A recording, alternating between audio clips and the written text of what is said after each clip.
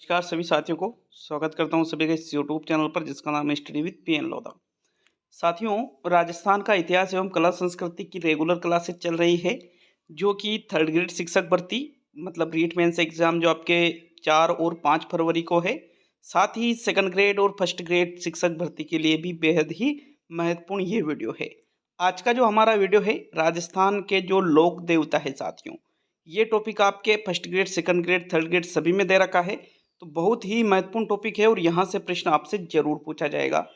पूरे विवरण से हम पढ़ेंगे तो एक एक चीज को देखेंगे। वैसे ये राजस्थान की इतिहास और कला संस्कृति की क्लास नंबर ये 20 है और इसके पहले की 19 क्लासेज जो है वो मैंने साथियों चैनल पर प्लेलिस्ट बना रखी है, वहां पर आप देख सकते हो।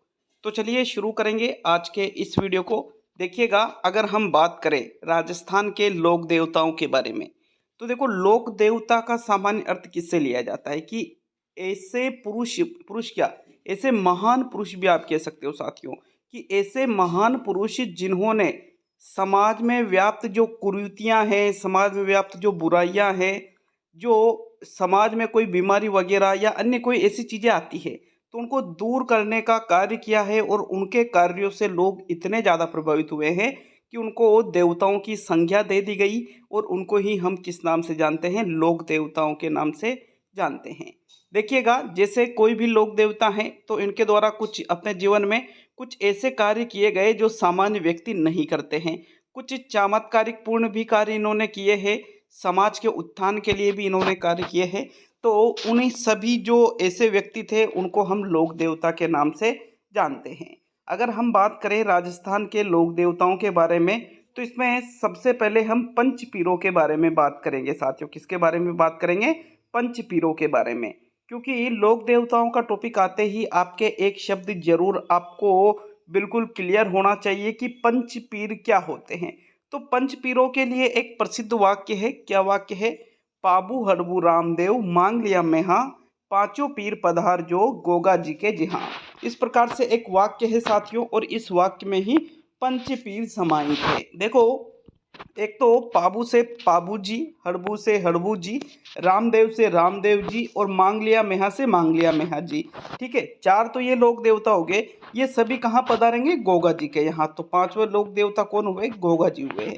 तो इन पांचों लोक देवताओं को, इन पांचों पंच पीरों को आज इस वीडियो के माध्यम से हम बिल्कुल क्लियर करने वाले हैं। जैसे पाबू जी है, हड़बू जी है, रामदेव जी है, मांगलिया मेहा जी है और गोगा जी है।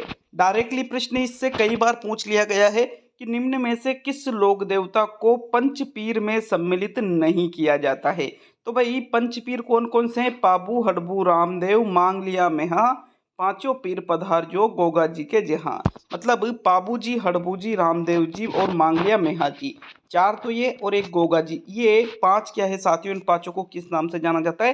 पंचपीर के नाम से जाना जाता है। तो ये बिल्कुल युवा के आपको बिल्कुल कंटस्थ होना चाहिए। ठीक है, अगर 5 पीर की बात करें तो हमने देख लिए कि भाई पाबू से पाबू जी, हड़बू से हड़बू जी, रामदेव से रामदेव जी, मांगलिया से मांगलिया मेहा जी और गोगा से गोगा जी बन रहा है साथियों। अब पाबू जी के बारे में पूरा पढ़ेंगे, हड़बू जी के बारे में, रामदेव जी के बारे में, मांगलिया मेहा जी के बारे में और गोगा जी के बारे में। ठीक है, आज इस वीडियो के माध्यम से जो पंचपीर है इन सभी को बिल्कुल क्लियर करने वाले हैं। अगर पंचपीर से संबंधित कोई भी प्रश्न आया तो इस वीडियो से बाहर आपके प्रश्न नहीं जाएगा साथियों, इसलिए वीडियो को पूरा देख करके जाइएगा। और जो भी आप यहाँ पर चीज़ें पढ़ रहे हो वो एप्लीकेशन पर आपको प्राप्त हो जाएगी। एप्लीकेशन आपको प्ले स्टोर पर study with PN Lodha search कर लेना है प्ले स्टोर पर, वहाँ पर एप्लीकेशन आ जाएगी। तो इनकी सभी पीडीएफ बिल्कुल आपको एप्लीकेशन पर अवेलेबल करवाई जाएगी।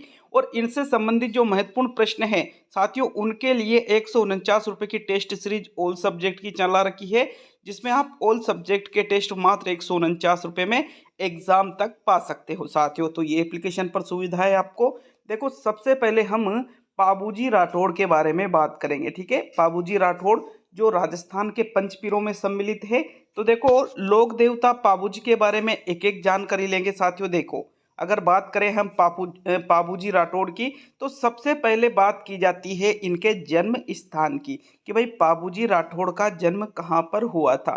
तो साथियों, पाबूजी राठौड़ का जन्म कोल्लूमंड नामक स्थान है जोधपुर जिले में और ये फलोदी के निकट पड़ता है। कहाँ पर पड़ता है? फलोदी के निकट। भाई फलोदी कहाँ है? जोधपुर में। जोधपुर तो क्या है? जिला। और इसमें फलोदी के निकट ही एक गांव है जिसका नाम क्या है? कोलूमंड। तो यहीं पर पाबूजी राठौड़ का जन्म हुआ था। और इनके जन्म की बात करें तो लगभग 13वीं शताब्दी में इनका जन्म हुआ था साथियों। कब हुआ था? 13वीं शताब्दी में। कहाँ हुआ था? कोलूमंड जोधपुर में, और ये फलोदी के निकट है। अगर बात करें कि पाबूजी राठौड़ के माता पिता कौन थे, तो साथियों इनकी माता का नाम था कमला दे और इनके पिता का नाम था धांधल जी राठौड़। ठीक है, माता पिता भी आपको याद रखना है, जन्म स्थान भी याद रखना है। तो पाबूजी राठौड़ का जन्म स्थान कई बार अलग अलग परीक्षाओं में पूछा जा चुका है। क्या आंसर रहेगा? कोलूमंड जोधपुर, जो फलोदी के निकट है।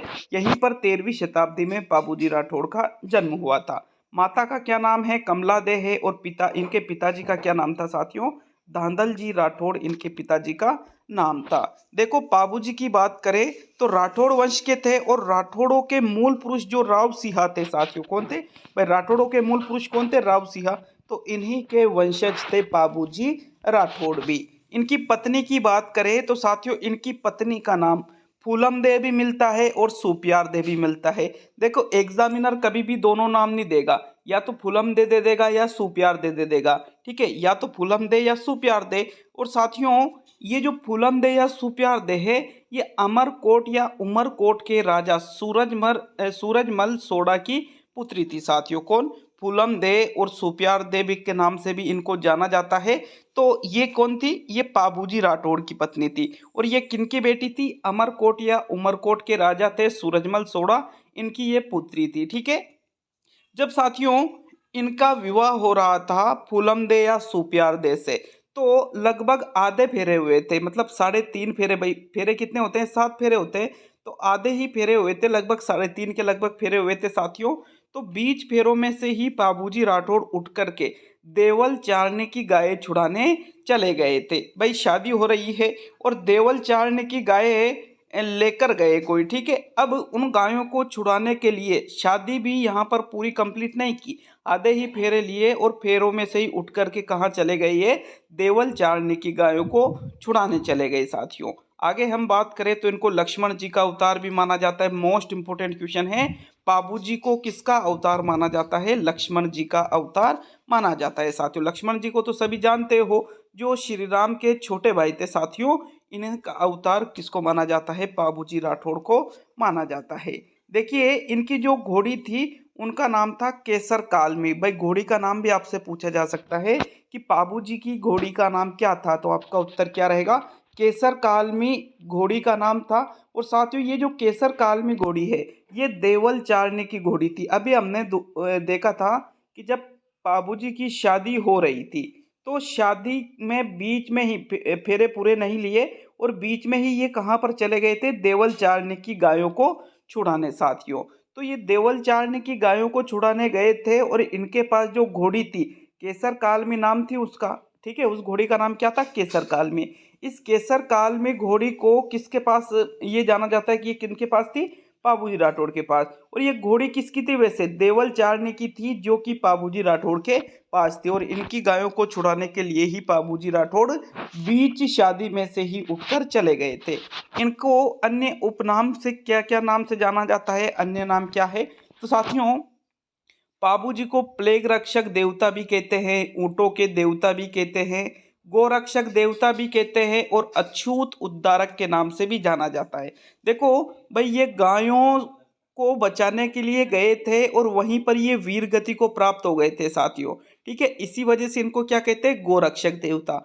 ऊंटों के देवता क्यों कहते हैं? क्योंकि ऊंटों को लाने का श्रेय, सबसे पहले ऊंटों को लाने का श्रेय राजस्थान या मारवाड़ में किसको जाता है? पाबूजी को जाता है, इसलिए ऊंटों के देवता। प्लेग रक्षक देवता के नाम से भी जाना जाता है, जब उस समय प्लेग की बीमारी फैली होगी साथियों, तो इन्होंने इस प्लेग की बीमारी को दूर करने का कार्य किया था। और ये समाज सुधारक भी थे, अछूत उद्धारक के नाम से भी इनको जाना जाता है साथियों। आगे हम देखें तो आशिया मोर्जी द्वारा लिखित पाबू प्रकाश पाबूजी के जीवन की एक महत्वपूर्ण रचना है। भाई एक रचना है जिसका नाम क्या है? पाबू प्रकाश। अब ये पाबू प्रकाश का संबंध किसके जीवन से है? पाबूजी के जीवन से है। और इसका लेखन किसने किया था? आशिया मोर्जी के द्वारा इस किताब का लेखन किया गया था। साथियों, जब देखो बाबूजी राठौड़ शादी में बीच में से ही देवल चारने की गाय छुड़ाने गए थे, तो देचू का युद्ध हुआ था वहां पर 1276 ईस्वी में। किससे हुआ था? जिंदराव खींची से। मतलब देवल चारने की गाय कौन लेकर गया था? जिंदराव खींची देवल चारने की गाय लेकर गए थे। और इस वजह से शादी में से ही बीच में से ही बाबूजी राठौड़ कहाँ गए? देवल चारने की गायें छुड़ाने। किससे? जिंदराव खींची से। तो जिंदराव खींची और बाबूजी राठौड़ के मध्य युद्ध हुआ 1276 ईस्वी में, जिसको कहा जाता है देचू का युद्ध। क्या कहा जाता है? देचू का युद्ध। इस युद्ध में जिंदराव खींची और बाबूजी राठौड़ के मध्य जो ये युद्ध हो रहा था, इसमें बाबूजी राठौड़ गायों की रक्षा करते हुए वीर गति को प्राप्त हुए। और इनकी पत्नी थी जो फूलम दे साथियों, वो इनके साथ क्या हुई थी? सती हुई थी। देखो भाई, मतलब कितनी इंपॉर्टेंट बात है ये, कि शादी पूरी नहीं हुई, आधे ही फेरे हुए थे, देवल चारनी आई और बोला कि भाई गाय लेकर गया। कौन लेकर गया? जिंदराव खींची। तो देवल चारनी की जो घोड़ी थी साथियों, वो केसर काल में घोड़ी किसकी थी? देवल चारनी की। लेकिन किसके पास थी? बाबूजी राठौड़ के पास। अब बाबूजी राठौड़ देवल चारनी की गायों को छुड़ाने गए जिंदराव खींची से, और जिंदराव खींची और बाबूजी राठौड़ के मध्य युद्ध हुआ, जिसको किस नाम से जाना जाता है? देचू का युद्ध के नाम से जाना जाता है। कब हुआ? 1276 ईस्वी में, जिसमें इनकी मृत्यु हो गई। मतलब ये वीर गति को प्राप्त हुए गायों की रक्षा करते हुए। और साथियों, अभी शादी भी पूरी नहीं हुई थी, फिर भी इनकी पत्नी थी जो फूलम दे, वो इनके साथ सती हो गई थी। अब सती होना तो आप सभी जानते हो, पति के साथ में जब पति की मृत्यु हो जाती है तो पत्नी के द्वारा पति के साथ में ही अग्नि वरण करना साथियों क्या कहलाता था? सती कहलाता था। इनके जो प्रमुख अनुयायी है बाबूजी राठौड़ के, तो एक तो रेबारी जाति, चारण जाति और राठौड़ जाति। ये जातियां मुख्य रूप से बाबूजी राठौड़ की अनुयायी जातियां मानी जाती है। इनका बोध चिन्ह अगर हम देखें साथियों, तो इनका बोध चिन्ह क्या है? भाला है। भाला हाथ में लिए हुए ये होते हैं। ऊपर देखिएगा, जैसे यहाँ पर देखिएगा, यहाँ पर इनका बोध चिन्ह क्या है? ये भाला हाथ में दिख रहा है ना ये, तो इस प्रकार ये बोध चिन्ह इनका ये माना जाता है साथियों। आगे हम बात करें तो इनका जो प्रमुख मंदिर है कोल्लूमण जोधपुर में ही स्थित है। चैत्र अमावस्या को यहाँ पर मेला भरता है। देखो, हमने ऊपर देखा था कि बाबूजी राठौड़ का जो जन्म हुआ था वो 13वीं शताब्दी में कहाँ हुआ था? जोधपुर में फलोदी के निकट कोल्लूमंड में इनका जन्म हुआ था साथियों। तो जहाँ पर इनका जन्म हुआ था वहीं पर बाबूजी राठौड़ का प्रमुख मंदिर भी स्थित है। कहाँ पर? कोल्लूमंड जोधपुर में। जहाँ प्रत्येक वर्ष चैत्र का जो महीना होता है, इसमें जो अमावस्या आती है साथियों, यहाँ पर मेला भरता है। तो प्रश्न पूछा जा सकता है कि बाबूजी राठौड़ का प्रमुख मंदिर कहाँ है? कोल्लूमंड जोधपुर में। और यहाँ पर मेला कब भरता है? चैत्र महीने की अमावस्या को यहाँ पर मेला भरता है। साथियों, इनकी गाथा की बात करें तो बाबूजी के पवाड़े माट वाद्य के साथ नायक व रेबारी जाति द्वारा गाए जाते हैं। जैसे इनकी गाथा की इन्होंने जीवन में क्या क्या कार्य किए हैं, इन्होंने जीवन में किस प्रकार लोगों का उद्धार किया है, तो इस प्रकार इनकी गाथाएं गाई जाती है, जिनको कहा जाता है पवाड़े। क्या कहा जाता है? पवाड़े कहा जाता है। तो पवाड़े किसकी गाथा है? बाबूजी की है साथियों। कौन गाता है? नायक और रेबारी जाति के लोग। कौन से वाद्य यंत्र के साथ में गाते हैं? माट नामक वाद्य यंत्र के साथ में गाते हैं साथियों।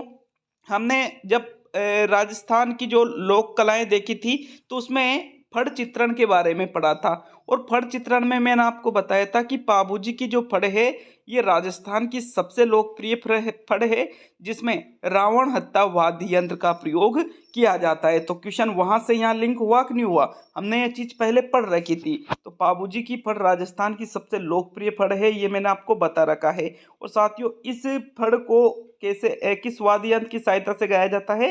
रावण हत्ता नामक वाद्य यंत्र की सहायता से इस फड़ को गाया जाता है। साथियों, राजस्थान या मारवाड़ में सर्वप्रथम ऊंट, जिसको सांडे भी कहा जाता था उस समय, सांडे लाने का श्रेय बाबूजी राठौड़ को ही जाता है। ऊंट बीमार होने पर बाबूजी की ही पूजा की जाती है साथियों। इसी वजह से तो इनको क्या कहा जाता है? ऊंटों के देवता। कौन है? ऊंटों के देवता कौन है? बाबूजी राठौड़ है। क्यों है? क्योंकि सबसे पहले ऊंट यही लाए थे साथियों। और ऊंट जब बीमार हो जाते हैं तो इनकी ही पूजा की जाती है। तो ये आपके कौन से लोक देवता के बारे में हमने पढ़ा है? पाबूजी राठौड़ के बारे में पढ़ा है और यहाँ से प्रश्न आपके बाहर नहीं जाने वाला है। एक बार रिपीट कर लेते हैं। कोलूमन जोधपुर में इनका जन्म हुआ, फलोदी के निकट है कोलूमन। साथियों कब हुआ? 13वीं शताब्दी में। माता पिता कौन है? कमलादेव और धांधलजी राठौड़। किसके वंशज है? राठौड़ों के मूल पुरुष राव सिंहा के ही वंशज थे। पत्नी का नाम क्या था? फूलम दे या सुप्यार दे। किनकी बेटी थी ये? उमरकोट या अमरकोट के राजा थे सूरजमल सोढ़ा, उनकी पुत्री थी। जब इनकी शादी हो रही थी तो देवल चारनी की गायें साथियों छुड़ाने के लिए ये बीच शादी में ही उठ करके चले गए थे। किसका अवतार माना जाता है? लक्ष्मण जी का अवतार माना जाता है इनको। घोड़ी का नाम क्या था? केसर काल में इनकी घोड़ी का नाम था। अन्य किन किन नामों से जाने जाते हैं? प्लेग रक्षक देवता, ऊँटों के देवता, गोरक्षक देवता और अछूत उद्धारक। पाबूजी प्रकाश की रचना किसने की थी? आशिया मोड़ जी ने लिखी थी साथियों। देचू का युद्ध कब हुआ था? 1276 में। किस किस के मध्य? जिंदराव खिची और पाबूजी राठौड़ के मध्य हुआ था साथियों, जिसमें ये वीर गति को प्राप्त हुए थे गायों की रक्षा करते हुए। और इनकी पत्नी फूलम दे क्या हुई थी? सती हुई थी साथियों। प्रमुख अनुयायी जनजातियां कौन कौन सी है? रेबारी, चारण और राठौड़ जनजाति है। इनका बौद्ध चिन्ह भाला है। प्रमुख मंदिर जहाँ जन्म हुआ था वहीं पर कोलूमन जोधपुर में है। मेला कब भरता है? चैत्र अमावस्या को। इनकी गाथा कौन सी जनजाति गाती है साथियों? रेबारी और नायक जाति। ठीक है, इनकी गाथा को क्या कहते हैं? पाबूजी के पवाड़े कहते हैं। कौन से वाद्य यंत्र के साथ में? माठ नामक वाद्य यंत्र के साथ में। जबकि पाबूजी की फड़ की अगर हम बात करें तो ये राजस्थान की सबसे लोकप्रिय फड़ है और इसमें किस वाद्य यंत्र का प्रयोग किया जाता है? रावण हत्था वाद्य यंत्र का प्रयोग किया जाता है। राजस्थान में सबसे पहले ऊँट लाने का श्रेय किसको जाता है? पाबूजी को। और जब ऊँट बीमार होते हैं तो पूजा भी किसकी जाती है? किसकी की जाती है? पाबूजी राठौड़ की ही पूजा की जाती है। तो ये आपके प्रथम लोक देवता हमने क्लियर किए हैं। अब हम बात करेंगे गोगाजी चौहान के बारे में। तो साथियों बात करेंगे अब हम गोगाजी चौहान के बारे में, जिनको गोगा पीर के नाम से भी जाना जाता है। ये भी पंच पीरों में सम्मिलित लोक देवता है। तो इनके बारे में भी पूरी डिटेल से बात करेंगे। देखो हर एक चीज आपको यहाँ पर बताई जाएगी, बशर्ते आप वीडियो को पूरा देखो साथियों। ठीक है, तो चलिए गोगाजी चौहान के बारे में देख लेते हैं। सबसे पहले हम बात करें गोगाजी चौहान के बारे में कि इनका जन्म कहाँ पर हुआ था। तो साथियों राजस्थान में यहाँ पर चूरू जिले में एक स्थान है ददरेवा नाम से। कौन सा स्थान है? ददरेवा नाम से एक स्थान है, यहीं पर इनका जन्म हुआ था। तो गोगाजी चौहान का जन्म कहाँ पर हुआ साथियों? ददरेवा चूरू में हुआ। कब हुआ साथियों? 11वीं शताब्दी में हुआ। बहुत ही इंपॉर्टेंट है ये ददरेवा चूरू नामक शब्द, क्योंकि इस शब्द से कम 20 बार प्रश्न पूछा जा चुका है अनेक प्रतियोगी परीक्षाओं में साथियों कि यहाँ पर गोगाजी चौहान का जन्म कहाँ हुआ था। तो आंसर रहेगा ददरेवा चूरू में हुआ था। माता पिता की बात करें साथियों तो इनकी माता का नाम था बाछल दे और इनके पिता का नाम था जेवर सिंह चौहान। गोगाजी की माता का नाम क्या था? बाछल दे था साथियों। और गोगाजी चौहान के पिताजी का नाम क्या था? जेवर सिंह चौहान इनके पिताजी का नाम था। इनकी पत्नी की बात करें तो इनकी पत्नी का नाम था केलम दे। क्या नाम था? केलम दे थे। केलम दे इनकी पत्नी का नाम था साथियों। जबकि जिनसे इन्होंने दीक्षा ली थी, जो इनके गुरु थे वो थे गुरु गोरखनाथ। कौन थे? गोगा जी के गुरु गोरखनाथ थे। याद रह जाएगा ना, गोगा जी के गुरु गोरखनाथ थे, ऐसे याद रख सकते हो। गोगा जी के गुरु कौन थे? गोरखनाथ थे साथियों। इनकी घोड़ी की बात करें तो इनकी घोड़ी कैसी थी साथियों? नीली घोड़ी थी। कैसी थी? नीली घोड़ी। अगर एग्जाम में प्रश्न पूछा जाए कि नीली घोड़ी किनकी थी तो आपका आंसर क्या रहेगा? गोगा जी की घोड़ी नीली थी साथियों। किनकी थी? गोगा जी की। देखो महमूद गजनवी के समकालीन ये माने जाते हैं और इनका जो प्रतीक चिन्ह है वो सर्प या सांप है। ठीक है, गोगा जी का प्रतीक चिन्ह क्या है साथियों? सांप है, याद रखिएगा इसको। जबकि हमने पाबूजी का प्रतीक चिन्ह भी देखा था। तो पाबूजी का प्रतीक चिन्ह क्या था? पाबूजी का प्रतीक चिन्ह था भाला। क्या था? भाला। और गोगा जी का प्रतीक चिन्ह क्या है? सांप है। याद रखिएगा इस चीज को। अगर हम बात करें आगे इनके अन्य नाम क्या क्या है, गोगा जी को अन्य किस किस नाम से जाना जाता है, तो साथियों इनको जाहर पीर भी कहते हैं, गोगा पीर भी कहते हैं, सांपों के देवता भी कहते हैं और गोगो बापा के नाम से भी इनको जाना जाता है। देखो, सांपों के देवता क्यों कहा जाता है? क्योंकि प्रतीक चिन्ह ही सांप है इनका, तो सांपों से कोई ना कोई कनेक्शन जरूर होगा, उसको हम आगे देखेंगे साथियों। गोगा पीर इनको कहते हैं, जाहर पीर कहते हैं और गोगो बापा के नाम से भी इनको जाना जाता है। साथियों, गोगाजी चौहान का अपने मौसेरे भाइयों अर्जन व सर्जन से युद्ध हुआ था। ये भी गायों की रक्षा करते हुए वीर गति को प्राप्त हुए थे एवं इनकी पत्नी केलम देवी सती हुई थी। साथियों, तो देखो, हमने पाबूजी राठौड़ के बारे में पढ़ा, वहां पर भी वो भी गायों की रक्षा करते हुए वीर गति को प्राप्त हो गए थे। ठीक है, और जो हम गोगाजी चौहान के बारे में पढ़ रहे हैं, तो ये भी गायों की रक्षा करते हुए क्या हो रहे, वीर गति को प्राप्त हो रहे।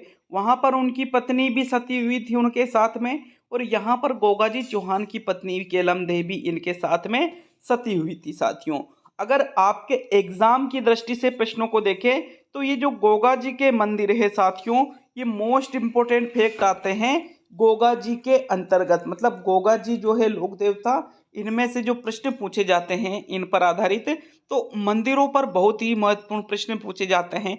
तो गोगा जी के मंदिर की बात आते ही आपके माइंड में 3 नाम आने चाहिए, शीर्षमेड़ी, धुरमेड़ी और लघुमेड़ी। देखो, शीर्षमेड़ी ददरेवा चूरू में स्थित है। ददरेवा चूरू में इनका जन्म हुआ था, यहीं पर क्या है, शीर्षमेड़ी है। शीर्ष, देखो, इनके मंदिर को मेड़ी कहा जाता है, तो शीर्षमेड़ी कहाँ पर स्थित है, ददरेवा चूरू में। शीर्ष मतलब बड़ी मेड़ी, आप ऐसे याद रख सकते हो, शीर्ष मतलब बड़ी। जहां इनका जन्म हुआ था वहीं पर इनका बड़ा मंदिर है, तो शीर्षमेड़ी ददरेवा चूरू में स्थित है। साथियों, यहाँ पर गोगा जी का शीश और गोगा जी का मेला भी यहाँ पर लगता है। जबकि गोगा जी का जो धड़ है साथियों, वो कहाँ पर है, धुरमेड़ी में, जिसको गोगा मेड़ी के नाम से भी जाना जाता है। और ये कहाँ है, नौहर हनुमानगढ़ में स्थित है। साथियों, यहाँ पर भी गोगा नवमी को विशाल मेला भरता है। ठीक है, गोगा जी का मेला शीर्षमेड़ी में भी भर रहा है और गोगा जी का मेला धुरमेड़ी में भी भर रहा है। धुरमेड़ी को गोगा मेड़ी के नाम से भी जानते हैं। डायरेक्टली प्रश्न पूछेगा कि धुरमेड़ी या गोगामेड़ी कहाँ पर स्थित है, तो आपका आंसर रहेगा नौहर हनुमानगढ़ में। शीर्षमेड़ी कहाँ पर स्थित है, ददरेवा चूरू में। और लघुमेड़ी कहाँ पर स्थित है, सांचौर, जो जालोर जिले में पड़ता है। साथियों, यहाँ पर लघुमेड़ी स्थित है। इसमें किलोरियों की ढाणी में गोगाजी की ओल्डी नामक स्थान पर लघुमेड़ी स्थित है। साथियों, लघुमेड़ी मतलब छोटा मंदिर। ठीक है, शीर्षमेड़ी मतलब मेड़ी को क्या कहते हैं, मंदिर कहते हैं। भाई, इनके जो मंदिर है उनको मेड़ी के नाम से जाना जाता है। तो शीर्षमेड़ी तो ददरेवा चूरू में और लघुमेड़ी सांचौर जालोर में, धुरमेड़ी या गोगामेड़ी नौहर हनुमानगढ़ में। इन तीनों को बिल्कुल अच्छे तरह से याद रख लेना, क्योंकि यहाँ से बहुत ही ज़्यादा चांसेज है कि आपके सीधा ही प्रश्न पूछ लिया जाए कि शीर्षमेड़ी कहाँ पर है, ददरेवा चूरू में। धुरमेड़ी या गोगामेड़ी कहाँ है, नौहरगढ़ हनुमानगढ़ में, नौहर हनुमानगढ़ में सॉरी। और लघुमेड़ी कहाँ है, सांचौर जालोर में स्थित है। साथियों, नोट करके लिखा है मैंने, गोगामेड़ी में के सभा मंदिर के दरवाजे की ऊंचाई पर जो गोगामेड़ी है, जो साथियों आपके नौहर हनुमानगढ़ में है गोगामेड़ी, जिसको धुरमेड़ी भी कहते हैं। तो यहाँ पर नौहर हनुमानगढ़ में सभा मंदिर के दरवाजे की ऊंचाई पर बिस्मिल्लाह अंकित है। साथियों, बिस्मिल्लाह, बिस्मिल्लाह मतलब मुस्लिम संप्रदाय से जुड़ा हुआ शब्द है। तो ये मुस्लिमों के भी देवता हैं और हिंदुओं के भी देवता माने जाते हैं। साथियों, तो इसी वजह से देखिएगा, गोगामेड़ी के सभा मंदिर के दरवाजे की ऊंचाई पर क्या लिखा हुआ है, बिस्मिल्लाह। इसी वजह से ये हिंदुओं में और मुस्लिमों में दोनों में लोकप्रिय देवता के रूप में जाने जाते हैं। साथियों, गोगामेड़ी के चारों ओर फैला हुआ जंगल, जिसको वणी या ओयन कहलाता है, और गोगा जी को हिंदू व मुसलमान दोनों ही पूजते हैं। हिंदू भी इनकी पूजा करते हैं और मुसलमान भी गोगा जी की पूजा करते हैं। साथियों, इनके संबंध में एक प्रसिद्ध कथन आता है, गांव गांव खेंजड़ी और गांव गांव गोगा जी। देखो, गांव गांव खेंजड़ी प्रश्न कैसे बनाया, गांव गांव खेंजड़ी, गांव गांव डॉट डॉट डॉट, रिक्त स्थान दे दिया, जिसकी आपको पूर्ति करनी है। विकल्प दे दिया, रामदेव जी, पाबू जी, हड़बू जी और गोगा जी। तो आपका आंसर क्या रहेगा, गांव गांव खेंचरी और गांव गांव गोगा जी। ऐसा कथन इनके बारे में क्यों प्रसिद्ध है, ये भी हम देखेंगे। क्योंकि खेंजरी के वृक्ष के नीचे इनके यहाँ पर साथियों मंदिर स्थित होते हैं। किस वृक्ष के नीचे, खेंजड़ी वृक्ष के नीचे। तो इनका जो थान है वो खेंजड़ी वृक्ष के नीचे होता है और इनके मंदिर को कहा जाता है मेड़ी। क्या कहा जाता है? मेड़ी। जैसे ऊपर हमने देखा है ना कि शीर्ष मेड़ी जो कहाँ है? ददरेवा चूरू में।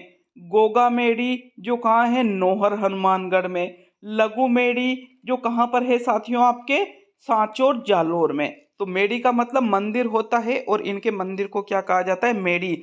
जहां पर पत्थर पर सर्प की आकृति बनी होती है साथियों। इनका जो मेला है भाद्रपद कृष्ण नवमी को लगता है। किसान हल जोतने से पहले हल व हाली को 9 घाटों वाली गोगा राखड़ी भी बांधते हैं साथियों। ऐसा शुभ माना जाता है, इससे फसलें जो है वो अच्छी होगी। ठीक है। मुसलमानों से सर्वाधिक युद्ध लड़ने वाले देवता गोगाजी चौहान हैं। तो ये मोस्ट इंपोर्टेंट प्रश्न बन जाता है कि वह कौन से लोग देवता हैं जिन्होंने मुसलमानों से सर्वाधिक युद्ध लड़े हैं। तो आपका आंसर क्या होगा? गोगाजी चौहान के द्वारा मुसलमानों से सर्वाधिक युद्ध लड़े हैं। फिर भी मुसलमान गोगाजी चौहान को बिल्कुल लोक देवता के रूप में पूजते हैं और हिंदू भी इनको पूजते हैं साथियों। तो ये हमने किसके बारे में पढ़ा? गोगाजी चौहान के बारे में पढ़ा। क्लियर है सभी के यहाँ पर? कहाँ पर इनका जन्म हुआ था? ददरेवा चूरू में। कब हुआ? 11वीं शताब्दी में। माता पिता का नाम क्या है इनके? तो देखो, बाछल दे इनकी माता है और जेवर सिंह चौहान इनके पिता थे। पत्नी कौन थी? केलम दे। गुरु गोरखनाथ के बारे में हमने देखा। घोड़ी कैसी थी? नीली थी और महमूद गजनवी के ये समकालीन थे। प्रतीक चिन्ह क्या है? सांप है। जो इनके मंदिर होते हैं वहां पर भी इनका फोटो नहीं लगा होता है बल्कि सांप बना होता है साथियों पत्थरों पर। आगे हमने देखा अन्य किन किन नामों से गोगा जी को जाना जाता है। तो जाहर पीर, गोगा पीर, सांपों के देवता भी इनको कहते हैं और गोगो बापा के नाम से भी इनको जानते हैं। किससे इनका युद्ध हुआ था? तो मौसेरे भाई थे इनके, अर्जन और सर्जन, जिनसे इनका युद्ध हुआ था साथियों। और गायों की रक्षा करते हुए ये भी क्या प्राप्त हुए थे? वीर गति को प्राप्त हो गए थे। और इनकी जो पत्नी थी केलम दे, ये इनके साथ ही सती हो गई थी। मंदिर की बात करें तो 3 प्रमुख नाम मैंने बताया था, शीर्ष मेड़ी, धुर मेड़ी और लघु मेड़ी। शीर्ष मेड़ी ददरेवा चूरू में जहां पर इनका जन्म हुआ था। धुर मेड़ी को गोगा मेड़ी भी कहते हैं जो नोहर हनुमानगढ़ में है। यहीं पर गोगा नवमी को विशाल मेला भरता है साथियों। और लघु मेड़ी कहाँ पर है? सांचौर जालोर में। जो इनके धुर मेड़ी या गोगा मेड़ी है साथियों नोहर हनुमानगढ़ में, इसमें सभा मंदिर के दरवाजे की ऊंचाई पर क्या लिखा हुआ है? बिस्मिल्लाह शब्द लिखा हुआ है। गोगा मेड़ी जो हनुमानगढ़ में है, इसके चारों ओर जो जंगल फैला हुआ है इसको वणी या ओयन कहते हैं। और इनकी हिंदू और मुसलमान दोनों ही पूजा करते हैं साथियों। प्रसिद्ध कथन क्या है इनके बारे में? गांव गांव खेंजरी और गांव गांव गोगा जी। क्यों कहते हैं ऐसा कथन? क्योंकि खेंजरी वृक्ष के नीचे इनके थान स्थित होते हैं साथियों।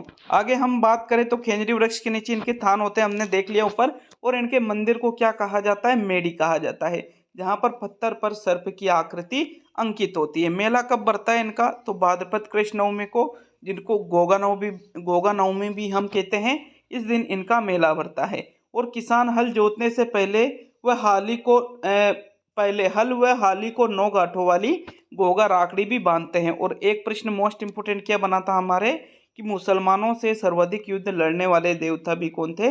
गोगाजी चौहान थे। तो साथियों अभी हमने 2 लोक देवताओं के बारे में पढ़ा। एक तो हमने पाबूजी राठौड़ के बारे में पढ़ा, ठीक है, और एक हमने गोगाजी चौहान के बारे में पढ़ा साथियों।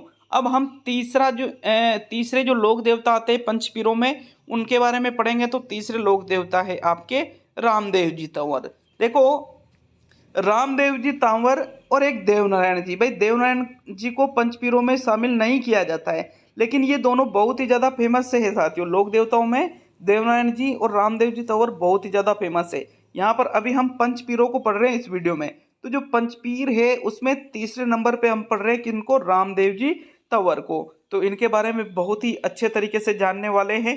देखो, अगर हम बात करें रामदेव जी तंवर के जन्म के बारे में, तो इनका जन्म हुआ था उंडू कासमेर नामक स्थान पर, जो बाड़मेर जिले की शिव तहसील के अंतर्गत आता है। इनका जन्म साथियों 15वीं शताब्दी मतलब 1405 ईस्वी में हुआ था। तो देखो, सबसे इम्पोर्टेंट बात हमने क्या देखी है कि जो लोक देवता है इनके जन्म स्थान आपको 100% याद रखने ही पड़ेंगे, क्योंकि जन्म स्थान और इनके मंदिर सबसे ज़्यादा पूछे जाते हैं साथियों। इनके भाई के, बहन के, माता पिता के ये नाम इतने ज़्यादा इम्पोर्टेंट नहीं है, लेकिन इनका जन्म स्थान और इनके मंदिर कहाँ कहाँ पर है और इनके मेले कहाँ भरते हैं, तो ये प्रश्न बहुत ही इंपॉर्टेंट है साथियों। तो रामदेव जी की बात करें, कहाँ पर जन्म हुआ था? बाड़मेर जिले की शिव तहसील के उंडू कासमेर नामक स्थान पर रामदेव जी का जन्म कब हुआ था? 1405 ईस्वी में हुआ था। माता पिता की बात करें तो इनकी माता का नाम था मेणा दे और इनके पिता का नाम क्या था? अजमल तंवर। किनके पिता थे ये? रामदेव जी के। और मेणा दे किनकी माता थी? रामदेव जी की माता थी साथियों। अर्जुन के ये वंशज माने जाते हैं। पत्नी की बात करें अगर हम, तो रामदेव जी तंवर की जो पत्नी थी वो थी नेतल दे, जिसको निहाल दे के नाम से भी जाना जाता है। भाई नेतल दे तो आपने बहुत सी जगह पढ़ा होगा, लेकिन बहुत ही इंपॉर्टेंट शब्द आता है निहाल दे। अगर नेतल दे विकल्प में नहीं है तो निहाल दे आएगा साथियों वहां पर, कि रामदेव जी की पत्नी का नाम क्या था? तो नेतल दे, आपको तो पता है नेतल दे, लेकिन अगर ये विकल्प में नहीं है तो निहाल दे आपका सही आंसर होगा। ये जो नेतल दे या निहाल दे थी, ये अमरकोट के राजा दल्ले सिंह सोडा की पुत्री थी साथियों। मतलब एक राजकुमारी थी जिनकी शादी किनसे हुई थी? लोक देवता रामदेव जी से हुई थी साथियों। इनके गुरु का नाम था, तो इनके गुरु थे बालीनाथ जी। कौन थे? बालीनाथ जी। जबकि साथियों गोगा जी के गुरु कौन थे? गोगा जी के गुरु हमने ऊपर देखा था ना, कौन थे गोगा जी के गुरु? तो हमने देखा था गोरखनाथ जी। कौन थे? गोरखनाथ जी गोगा जी के गुरु थे। और रामदेव जी के गुरु कौन है? बालीनाथ जी रामदेव जी के गुरु है साथियों। इनके एक भाई भी थे जिनका नाम था वीरम देव साथियों। इनको बलराम का अवतार माना जाता है। देखो, रामदेव जी को नहीं माना जाता है बलराम का अवतार। बलराम का अवतार किसको माना जा रहा है? इनके भाई वीरम देव को साथियों। तो फिर रामदेव जी को किसका अवतार माना जाता है साथियों? रामदेव जी को हिंदू कृष्ण का अवतार मानते हैं और मुसलमान राम सा पीर के रूप में इनकी पूजा करते हैं। तो मोस्ट इंपोर्टेंट है, मतलब ये जो पंचपीर है, सीधी सी चीज है कि पंचपीरों को हिंदू भी पूजते हैं और मुसलमान भी पूजते हैं साथियों। पंचपीर इसी वजह से इनको पंचपीरों में सम्मिलित किया गया है। भाई 5 ऐसे लोक देवता है जिनकी पूजा हिंदू भी करते हैं और मुसलमान भी इनकी पूजा करते हैं, तो इसी वजह से इनको पंचपीर कहते हैं। तो हिंदू रामदेव जी को किसका अवतार मानते हैं? कृष्ण का अवतार मानते हैं। जबकि रामदेव जी के जो भाई थे वीरम देव, इनको किसका अवतार माना जाता है? बलराम का अवतार माना जाता है। जबकि मुसलमान रामदेव जी को किसका अवतार मानते हैं साथियों? राम सा पीर के रूप में इनकी पूजा करते हैं। कौन? मुसलमान। देखो, हिंदू इनको विष्णु का अवतार भी मानते हैं। हिंदू रामदेव जी को कृष्ण के साथ में ही विष्णु का अवतार भी इनको मानते हैं। यहाँ नोट करके मैंने इस बात को लिख दिया है कि रामदेव जी को कृष्ण के साथ ही विष्णु का अवतार भी माना जाता है। इनकी बहन का नाम था सुगनाबाई। क्या नाम था साथियों? रामदेव जी की बहन का नाम क्या था? सुगनाबाई था। जबकि इन्होंने एक धर्म बहन बना रखी थी। धर्म बहन जिसको हम मुंह बोली बहन भी कहते हैं, ठीक है, धर्म बहन कह दो या मुंह बोली बहन कह दो। उनका नाम था डालीबाई। ये जो डालीबाई थी साथियों, ये रामदेव जी की अनन्य भक्त थी, ठीक है, अनन्य भक्त थी, बहुत ही ज्यादा रामदेव जी की भक्ति करती थी ये और बहुत ही ज्यादा रामदेव जी को मानती थी।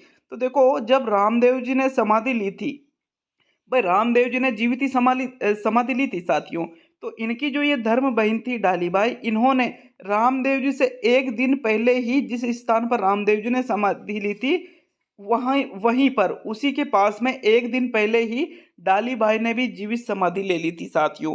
तो इस प्रकार ये इनकी धर्म बहन थी डालीबाई। आगे हम देखें तो मोस्ट इंपोर्टेंट क्वेश्चन बनता है कि कामड़िया पंथ जिसको हम वर्तमान में जानते हैं साथियों, इनकी स्थापना, कामड़िया पंथ की स्थापना किस लोक देवता के द्वारा की गई?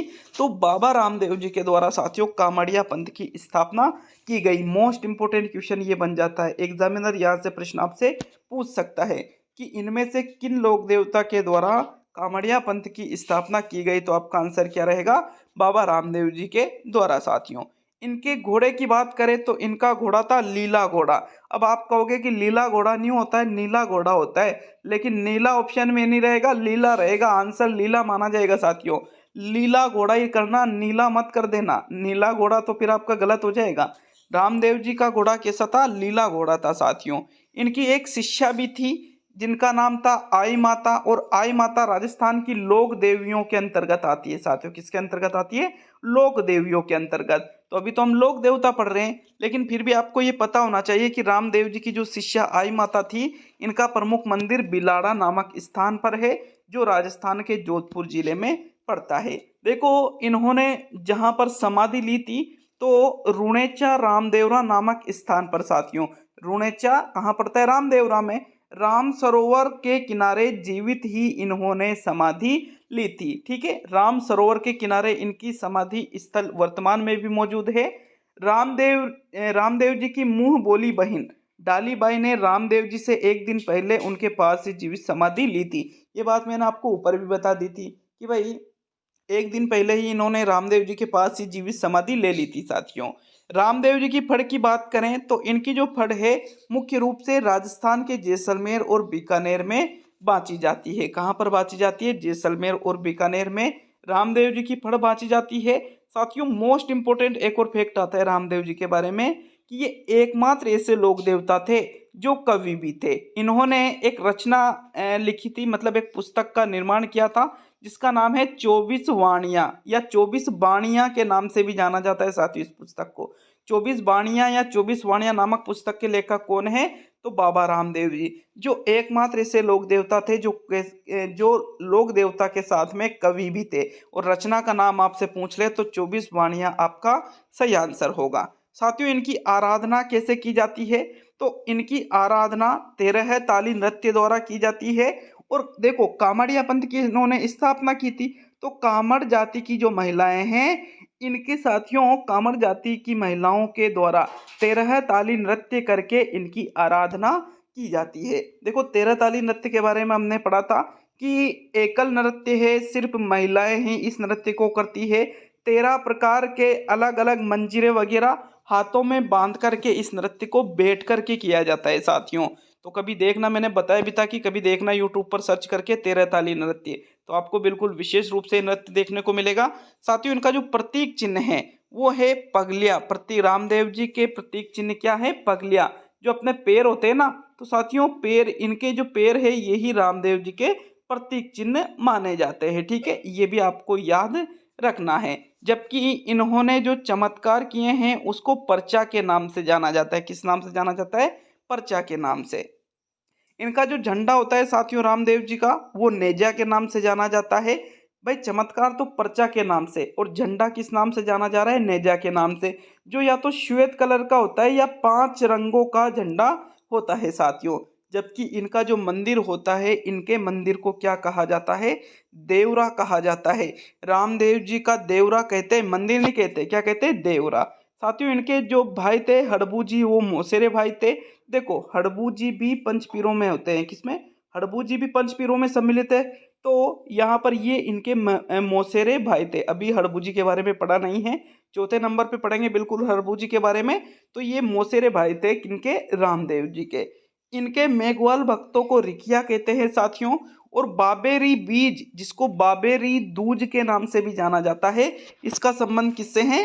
लोक देवता रामदेव जी से है, जो कि साथियों भाद्रपद शुक्ल द्वितीया को मनाई जाती है। भाद्रपद का जो महीना होता है, मतलब जो भादवा का महीना होता है, इसमें जो शुक्ल पक्ष है, शुक्ल पक्ष का जो दूसरा दिन है, तो उसको हम क्या बोलेंगे? भाद्रपद शुक्ल द्वितीया।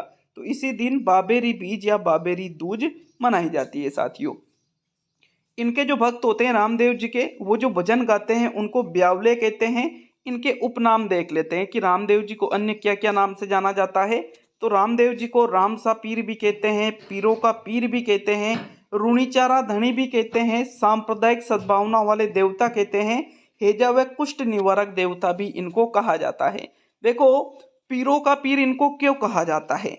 क्योंकि ऐसा माना जाता है कि रामदेव जी के पास में 5 पीर आए थे। ठीक है, 5 पीर रामदेव जी के पास में आए थे, जहां पर वो बिल्कुल रामदेव जी के पास में रुके बैठे। और जब उन 5 पीरों को ऐसा लगा कि यार ये जो व्यक्ति है, तो ये तो हमसे भी बहुत ज़्यादा विद्या में आगे है, ज्ञान में आगे हैं। तो इन्होंने कहा था कि हम तो सिर्फ पीर है, लेकिन आप तो पीरों के भी पीर है साथियों। इस वजह से ही इनको पीरों का पीर कहा जाता है। रामसा पीर भी कहते हैं, रूणीचारा धनी भी कहते हैं। इन्होंने हेजा और कुष्ठ जो रोग है इनका निवारण किया था अपने समय में, इसी वजह से हेजा व कुष्ठ निवारक देवता के रूप में भी इनको जाना जाता है। सांप्रदायिक सद्भावना वाले देवता क्यों कहते हैं? क्योंकि दोनों ही धर्म के मान रहे हैं, हिंदू प्लस मुस्लिम।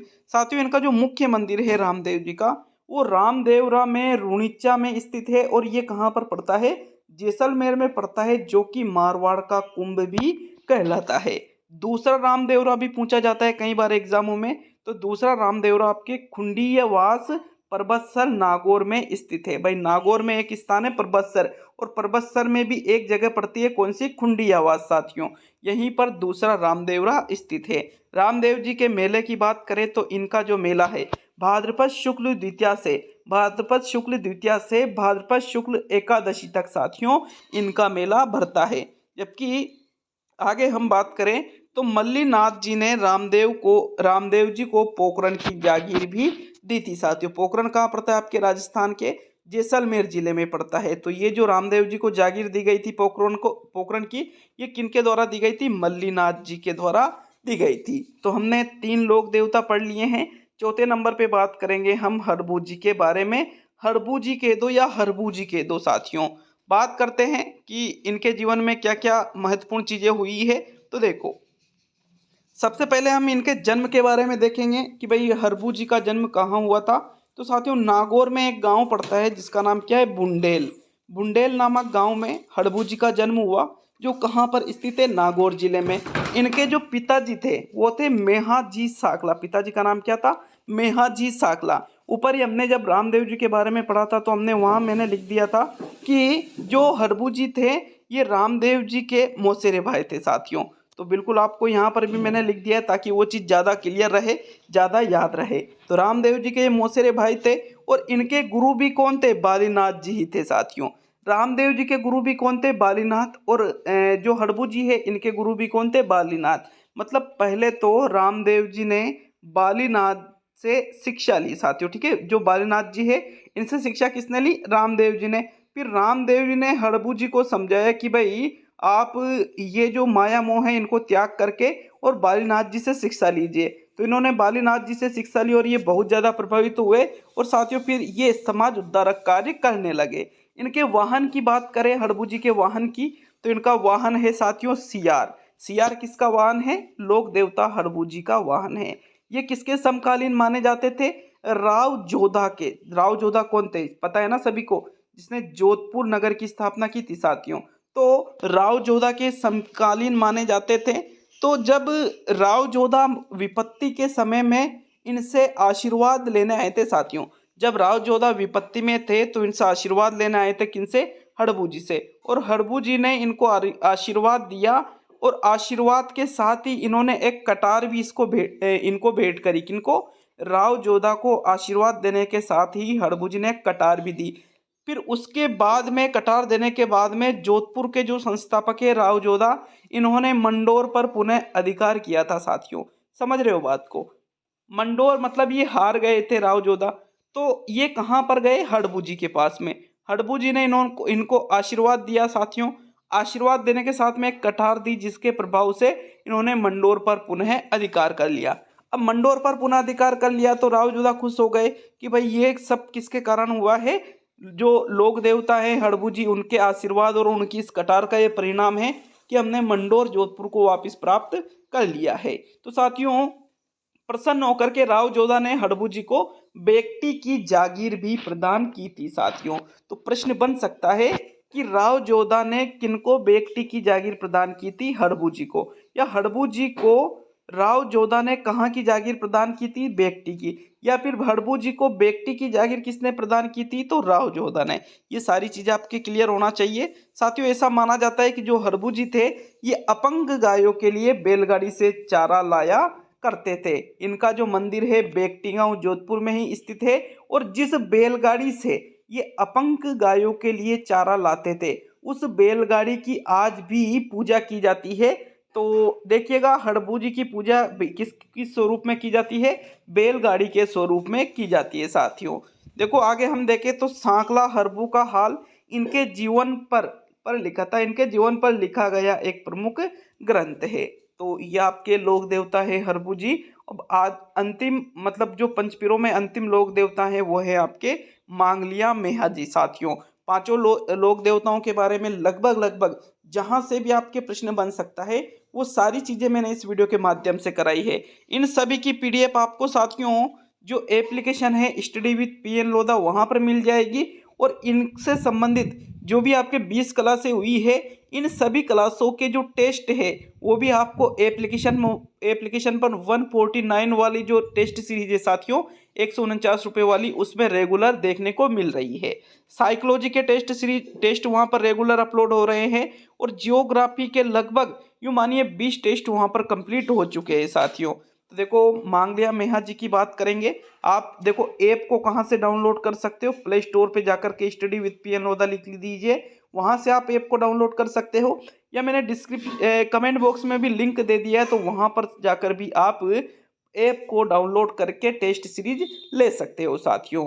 मांगलिया मेहा जी के जन्म की बात करें तो इनका जन्म बापिनी गांव जो जोधपुर में पड़ता है यहाँ पर हुआ था साथियों, और इनके पिताजी का नाम था गोपाल राज। मांगलिया जी के पिता का नाम क्या था? गोपाल राज। मोस्ट इंपोर्टेंट बात है कि इनका जन्म कहाँ हुआ था? तो बापिनी गांव जोधपुर में। साथियों ये राव चुंडा के समकालीन थे, और इनका जो घोड़ा है, ये भी मोस्ट इंपोर्टेंट प्रश्न है मांगलिया मेहा जी से संबंधित, कि मांगलिया मेहा जी का घोड़े का नाम क्या था? तो किरण काबरा इनके घोड़े का नाम था साथियों। देखो बापिनी गांव जोधपुर में इनका जन्म हुआ था, और बापिनी गांव जोधपुर में ही इनका मंदिर भी है साथियों, जहां पर मेला कब भरता है? भाद्रपद कृष्ण अष्टमी को यहाँ पर मेला भरता है।